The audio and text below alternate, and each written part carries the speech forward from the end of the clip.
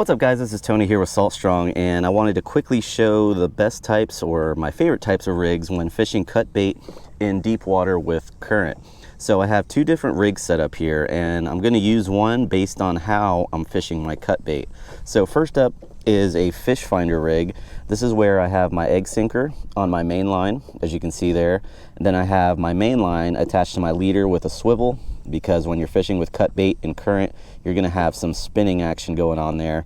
And I'm using 20 to 30 pound braid. Braid is going to be ideal because it cuts through the water better. That way the current doesn't grab your line.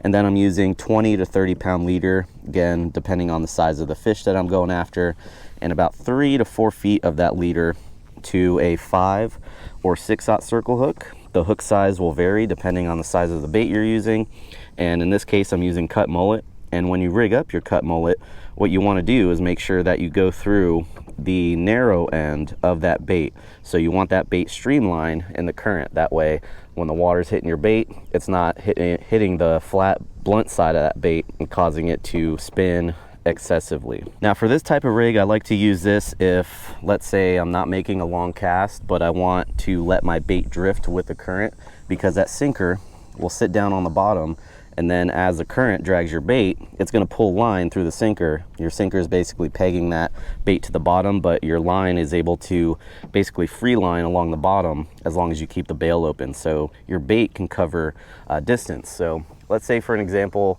if I'm fishing one of these shorelines here, if I'm fishing parallel to it and I want that bait to drift down that shoreline to basically find those fish, I'll use this type of rig. Now the next type of rig is more compact, and it's basically the same thing, except I have my egg sinker or sinker on the leader between the hook and the swivel.